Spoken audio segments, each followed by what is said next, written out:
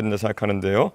사실 지금까지 선거법이라든지 국회법이라든지 아니면 사법체계에 대한 수정을 가할 때는 보통 여야 합의를 통해 가지고 진행해 왔습니다. 왜냐하면 이건 게임의 룰에 대한 것이거든요.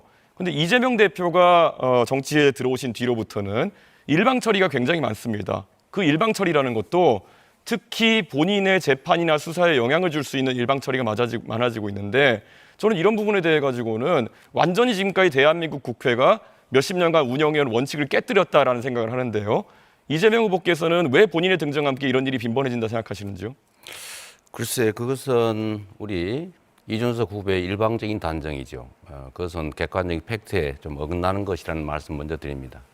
하나 또 무슨 팩트에 어긋난지 말씀해 주셔야죠. 제가 발언할 때는 좀 중간에 방해 안 하면 좋겠어요. 팩트에 어긋났다고 하시면 됩니까? 팩트를 지적해 주십시오. 그래 할 때니까 좀 기다리세요.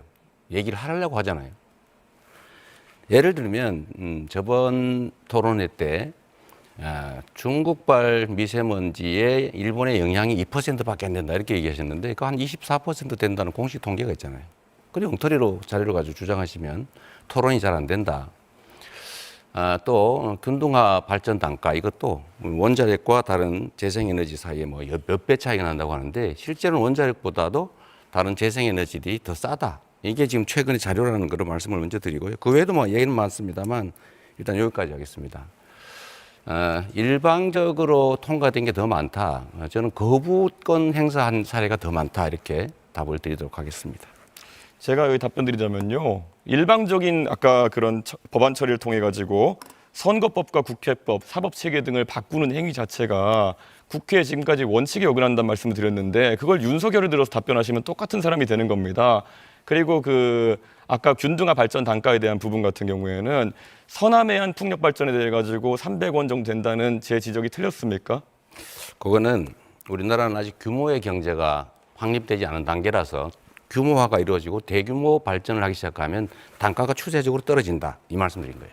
틀린 게 아니네요, 그러면. 아니죠. 지금 단계는 얼마입니까, 그러면? 예측하고 있는 전체 평균 단가는 매년 달라지고 있어요. 얼마로 예측하십니까? 제시해 주십시오. 제가 보기로는 유럽 기준으로 하면 50원, 70원 이런 정도까지 충분히 떨어질 수 있습니다. 대한민국의 서남해 풍력 발전 단가가 50원까지 네, 떨어진다. 저는 가능하다고 봅니다. 자, 권영국 후보가 발언 신청했습니다. 권영국 후보 발언하시죠. 네네, 아까 자꾸 끊기는데요. 예, 이재명 후보께 질문드리겠습니다. 그 결선 투표제 공약으로 발표를 했고 지난 네. 대선 때도 했었죠. 네, 그렇습니다. 네네. 그러면 내년 지방선거 단체장 선거부터는 결선 투표제를 실시한다는 거 맞습니까? 글쎄요, 이게 지방선거까지 확장할 수 있을지는 좀 생각을 깊이 해봐야 되겠습니다. 아니 결선 투표제가 지금 제가 되면- 말씀드리는 거는 네. 헌법상의 대통령 선거에 관한 결선 투표를 얘기한 것이었습니다. 네. 네, 그래서 생각해봐야 되겠어요. 네네. 연이어서 묻겠습니다. 네. 이재명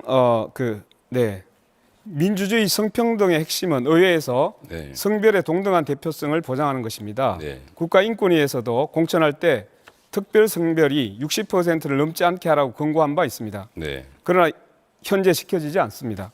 20대 국회 여성 비율은 20%, 60명에 불과합니다. 역대 최다인데도 OECD 평균 33%에 한참 못 미칩니다. 네. 현재 성평등 공천 규정에 강제성이 없습니다. 저는 지역구 공천에서 여성을 최소 30% 이상 공천하지 않으면 정당 국고보조금을 삭감해야 한다고 생각합니다. 최소한 그래야 지켜지지 않겠습니까? 라는 게 제 생각입니다. 네. 후보님, 여기에 대해서 어떻게 생각하시는지 답변 부탁드립니다. 그것도 유용한 방법일 수 있겠죠. 뭐 여야가 합의하면 전 충분히 해볼 수 있다고 생각되는데 글쎄 지금 단계에서는 아마 그 숫자를 채우는 게 현실적인 어려움이 좀 있어서 많은 노력이 좀 필요할 것 같아요.